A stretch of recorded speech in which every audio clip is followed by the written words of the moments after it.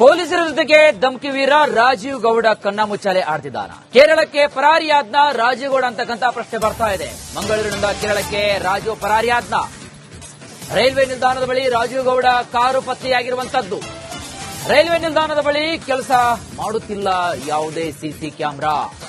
CCTV ದೃಶ್ಯ ಇಲ್ಲದ ಕಾರಣ ರಾಜೀವ್ ಗೌಡ ಪತ್ತೆಯಾಗಲು ಇದು ಸಹಾಯ ಮಾಡ್ತಾ. ಇದು ಪತ್ತೆಯ ಸವಾಲು. ಇದೀಗ ಕೇರಳಕ್ಕೆ ಹೋಗಿದಾನ ರಾಜೀವ್ ಗೌಡ ಅಥವಾ ಗೋವಾಕ್ಕೆ ಹೋದ್ನ ರಾಜೀವ್ ಗೌಡ. ಮತ್ತೊಂದು ಕಡೆಗೆ ಆ ರೈಲ್ವೆ ನಿಲ್ದಾಣದ ಬಳಿ ಹಾಕಿರತಕ್ಕಂತಹ ಸಿಸಿಟಿವಿಗಳಲ್ಲಿ ಯಾವುದೇ ದೃಶ್ಯಗಳು ರೆಕಾರ್ಡ್ ಆಗಿಲ್ಲ.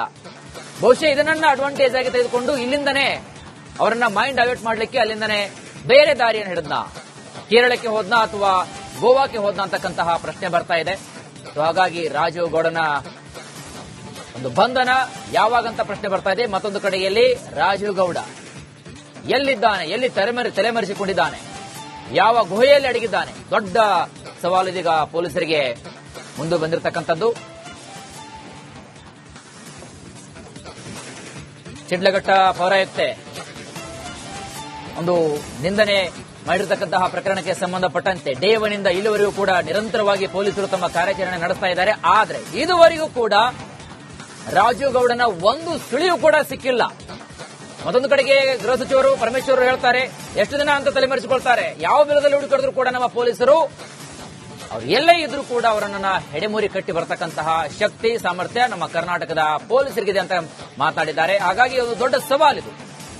ಗೃಹ ಸಚಿವರಿಗೂ ಕೂಡ ದೊಡ್ಡ ಸವಾಲು, ಪೊಲೀಸರು ಕೂಡ ದೊಡ್ಡ ಟಾಸ್ಕ್ ಇದು. ಹಾಗಾಗಿ ಬಹುಶಃ ಮತ್ತೊಂದು ಕಡೆಗೆ ಈ ಕಾಂಗ್ರೆಸ್ ಮುಖಂಡ ರಾಜೀವ್ ಗೌಡನನ್ನ ಹೇಗಾದ್ರೂ ಮಾಡಿ ಈ ಬಂಧನದಿಂದ ಮುಕ್ತಿಯನ್ನ ಕೊಡ್ಲಿಕ್ಕೆ ಅಂತ ಪ್ರಭಾವಿ ರಾಜಕಾರಣಿಗಳು ಏನಾದರೂ ಇದರ ಹಿಂದ್ಗಡೆ ತಮ್ಮ ಆಟವನ್ನ ನಡೆಸ್ತಾ ಇದ್ದಾರಾ ಅದು ಕೂಡ ಗೊತ್ತಿಲ್ಲ. ಎಲ್ಲವೂ ಕೂಡ ತನಿಖೆಯಿಂದ ಹೊರಬರಬೇಕಾಗತ್ತೆ. ಇದೀಗ ಧಮಕಿ ವೀರನ ಕಣ್ಣಾಮುಚ್ಚಾಲೆ. ಬೆಕ್ಕಿಗೆ ಆಟ, ಇಲ್ಲಿಗೆ ಪ್ರಾಣ ಸಂಕಟ ಅಂದಾಗೆ ರಾಜೀವ್ ಗೌಡನಿಗೆ ಆಟ ಆಗಿದೆ. ಪೊಲೀಸರಿಗೂ ಹಾಗೂ ಗೃಹ ಇಲಾಖೆಗೆ ದೊಡ್ಡ ಸಂಕಟ ಆಗಿದೆ. ಮತ್ತೊಂದು ಕಡೆಗೆ ವಿರೋಧ ಪಕ್ಷದವರ ಒಂದು ಕೈಗೆ ಅಸ್ತ್ರವನ್ನು ಕೊಟ್ಟಂತಾಗಿದೆ. ಅವರು ಸರಿಯಾಗಿ ಇದೇ ಒಂದು ವಿಷಯನ ಇಟ್ಟುಕೊಂಡು ಸರಿಯಾಗಿ ಅವರು ಹಿಡಿಕಾಡ್ತಾ ಇದ್ರೆ, ವಾಗ್ದಾಳಿ ಮಾಡ್ತಾ ಇದ್ರೆ, ಹೋದಲ್ಲಿ ಬಂದಲ್ಲಿ ನಿಮಗೆ ಒಬ್ಬ ರಾಜೀವ್ ಗೌಡನನ್ನ ಹಿಡಿಯಕ್ಕೆ ಆಗ್ತಾ ಇಲ್ಲಲ್ಲ, ಎಂತ ಸರ್ಕಾರ ನಿಮ್ಮದು ಅಂತ ಹೋದಲ್ಲಿ ಬಂದಲ್ಲಿ ಹೀಯಾಳಿಸ್ತಾ ಇದ್ದಾರೆ. ಬಹುಶಃ ಮತ್ತೊಂದು ಕಡೆಗೆ ಇದೀಗ ರಾಜೀವ್ ಗೌಡ ಕೇರಳಕ್ಕೆ ಪರಾರಿಯಾದ್ನ ಅಥವಾ ಗೋವಾಕ್ಕೆ ಹೋದ್ನಂತಹ ಒಂದು ಪ್ರಶ್ನೆ ಬರ್ತಾ ಇದೆ. ಅದು ಏನು, ಮಂಗಳೂರಿನ ರೈಲ್ವೆ ನಿಲ್ದಾಣದ ಬಳಿ ರಾಜೀವ್ ಗೌಡ ಕಾರು ಪತ್ತೆಯಾಗಿದೆ. ಇನ್ನು ಇದೇ ರೈಲ್ವೆ ನಿಲ್ದಾಣದ ಮುಂಭಾಗದಲ್ಲಿ ಆ ಒಂದು ಸ್ಥಳದಲ್ಲಿ ಅಳವಡಿಸಿರತಕ್ಕಂತಹ ಸಿಸಿ ಕ್ಯಾಮೆರಾದಲ್ಲಿ ಯಾವುದೇ ಫುಟೇಜ್ ಇಲ್ವಂತೆ. ಬಹುಶಃ ಇದು ಮುಂಚಿತವಾಗಿ ಆತನಿಗೆ ಗೊತ್ತಿದೆಯೋ ಗೊತ್ತಿಲ್ವೋ ಏನೂ ಗೊತ್ತಿಲ್ಲ. ಬಟ್ ಆದ್ರೆ ಸಿಸಿಟಿವಿಯಲ್ಲಿ ಯಾವುದೇ ದೃಶ್ಯಗಳು ಸರಿಯಾಗಿಲ್ಲ. ಪೊಲೀಸರ ಜೊತೆಗೆ ಧಮಕಿ ವೀರ ರಾಜೀವ್ ಗೌಡ ಕಣ್ಣಾಮುಚ್ಚಾಲೆ ಆಡ್ತಿದ್ದಾನ. ಕೇರಳಕ್ಕೆ ಪರಾರಿಯಾದ್ನ ರಾಜೀವ್ ಗೌಡ ಅಂತಕ್ಕಂಥ ಪ್ರಶ್ನೆ ಬರ್ತಾ ಇದೆ. ಮಂಗಳೂರಿನಿಂದ ಕೇರಳಕ್ಕೆ ರಾಜು ಪರಾರಿಯಾದ್ನ. ರೈಲ್ವೆ ನಿಲ್ದಾಣದ ಬಳಿ ರಾಜೀವ್ ಗೌಡ ಕಾರು ಪತ್ತೆಯಾಗಿರುವಂತದ್ದು.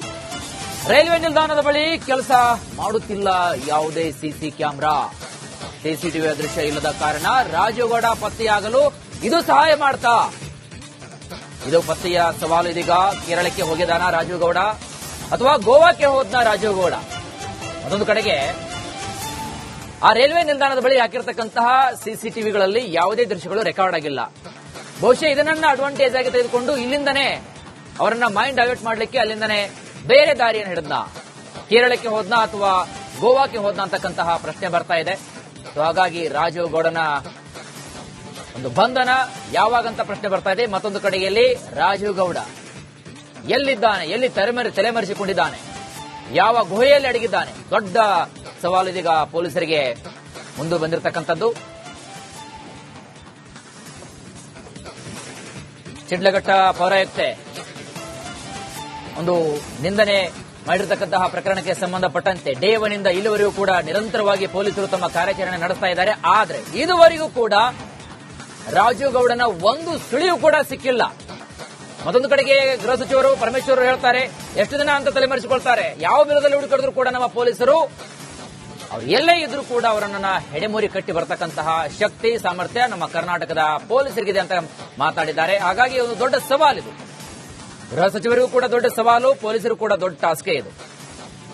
ಹಾಗಾಗಿ ಬಹುಶಃ ಮತ್ತೊಂದು ಕಡೆಗೆ ಈ ಕಾಂಗ್ರೆಸ್ ಮುಖಂಡ ರಾಜೀವ್ ಗೌಡನನ್ನ ಹೇಗಾದ್ರೂ ಮಾಡಿ ಈ ಬಂಧನದಿಂದ ಮುಕ್ತಿಯನ್ನ ಕೊಡ್ಲಿಕ್ಕೆ ಅಂತ ಪ್ರಭಾವಿ ರಾಜಕಾರಣಿಗಳು ಏನಾದರೂ ಇದರ ಹಿಂದ್ಗಡೆ ತಮ್ಮ ಆಟವನ್ನ ನಡೆಸ್ತಾ ಇದ್ದಾರಾ ಅದು ಕೂಡ ಗೊತ್ತಿಲ್ಲ, ಎಲ್ಲವೂ ಕೂಡ ತನಿಖೆಯಿಂದ ಹೊರಬರಬೇಕಾಗತ್ತೆ. ಇದೀಗ ಧಮ್ಕಿ ವೀರನ ಕಣ್ಣ ಮುಚ್ಚಾಲೆ. ಬೆಕ್ಕಿಗೆ ಆಟ, ಇಲ್ಲಿಗೆ ಪ್ರಾಣ ಸಂಕಟ ಅಂದಾಗೆ ರಾಜೀವ್ ಗೌಡನಿಗೆ ಆಟ ಆಗಿದೆ, ಪೊಲೀಸರಿಗೂ ಹಾಗೂ ಗೃಹ ಇಲಾಖೆಗೆ ದೊಡ್ಡ ಸಂಕಟ ಆಗಿದೆ. ಮತ್ತೊಂದು ಕಡೆಗೆ ವಿರೋಧ ಪಕ್ಷದವರ ಒಂದು ಕೈಗೆ ಅಸ್ತ್ರವನ್ನು ಕೊಟ್ಟಂತಾಗಿದೆ.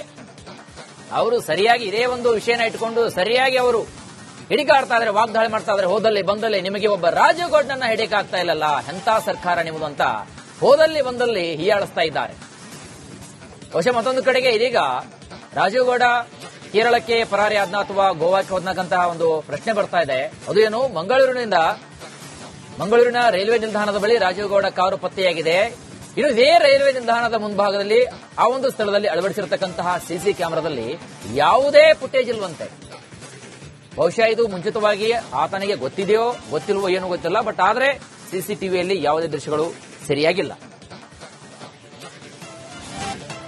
ಪೊಲೀಸರ ಜೊತೆಗೆ ಧಮ್ಕಿ ವೀರ ರಾಜೀವ್ ಗೌಡ ಕಣ್ಣ ಮುಚ್ಚಾಲೆ ಆಡ್ತಿದ್ದಾನ. ಕೇರಳಕ್ಕೆ ಪರಾರಿಯಾದ್ನ ರಾಜೀವ್ ಗೌಡ ಅಂತಕ್ಕಂಥ ಪ್ರಶ್ನೆ ಬರ್ತಾ ಇದೆ. ಮಂಗಳೂರಿನಿಂದ ಕೇರಳಕ್ಕೆ ರಾಜು ಪರಾರಿಯಾದ್ನ.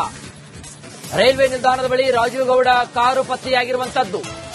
ರೈಲ್ವೆ ನಿಲ್ದಾಣದ ಬಳಿ ಕೆಲಸ ಮಾಡುತ್ತಿಲ್ಲ ಯಾವುದೇ ಸಿಸಿ ಕ್ಯಾಮೆರಾ, ಸಿಸಿಟಿವಿ ದೃಶ್ಯ ಇಲ್ಲದ ಕಾರಣ ರಾಜೀವ್ ಗೌಡ ಪತ್ತೆಯಾಗಲು ಇದು ಸಹಾಯ ಮಾಡ್ತಾ. ಇದು ಪತ್ತೆಯ ಸವಾಲು. ಇದೀಗ ಕೇರಳಕ್ಕೆ ಹೋಗಿದಾನ ರಾಜೀವ್ ಗೌಡ ಅಥವಾ ಗೋವಾಕ್ಕೆ ಹೋದ್ನ ರಾಜೀವ್ ಗೌಡ? ಮತ್ತೊಂದು ಕಡೆಗೆ ಆ ರೈಲ್ವೆ ನಿಲ್ದಾಣದ ಬಳಿ ಹಾಕಿರತಕ್ಕಂತಹ ಸಿಸಿಟಿವಿಗಳಲ್ಲಿ ಯಾವುದೇ ದೃಶ್ಯಗಳು ರೆಕಾರ್ಡ್ ಆಗಿಲ್ಲ. ಬಹುಶಃ ಇದನ್ನ ಅಡ್ವಾಂಟೇಜ್ ಆಗಿ ತೆಗೆದುಕೊಂಡು ಇಲ್ಲಿಂದನೇ ಅವರನ್ನ ಮೈಂಡ್ ಡೈವರ್ಟ್ ಮಾಡಲಿಕ್ಕೆ ಅಲ್ಲಿಂದನೇ ಬೇರೆ ದಾರಿಯನ್ನು ಹಿಡಿದ್ನ. ಕೇರಳಕ್ಕೆ ಹೋದ್ನ ಅಥವಾ ಗೋವಾಕ್ಕೆ ಹೋದ್ನ ಅಂತಕ್ಕಂತಹ ಪ್ರಶ್ನೆ ಬರ್ತಾ ಇದೆ.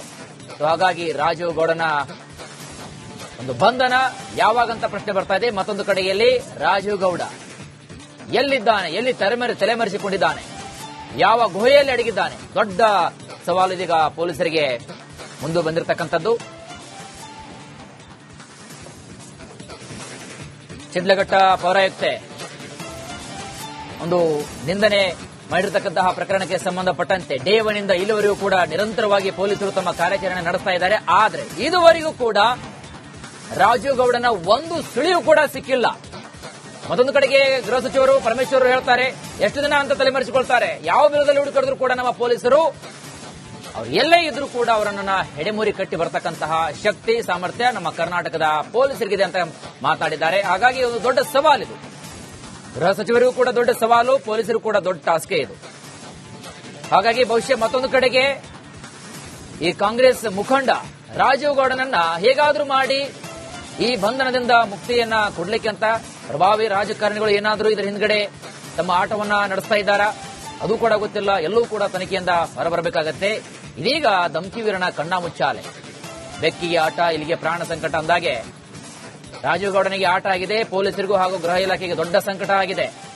ಮತ್ತೊಂದು ಕಡೆಗೆ ವಿರೋಧ ಪಕ್ಷದವರ ಒಂದು ಕೈಗೆ ಅಸ್ತ್ರವನ್ನು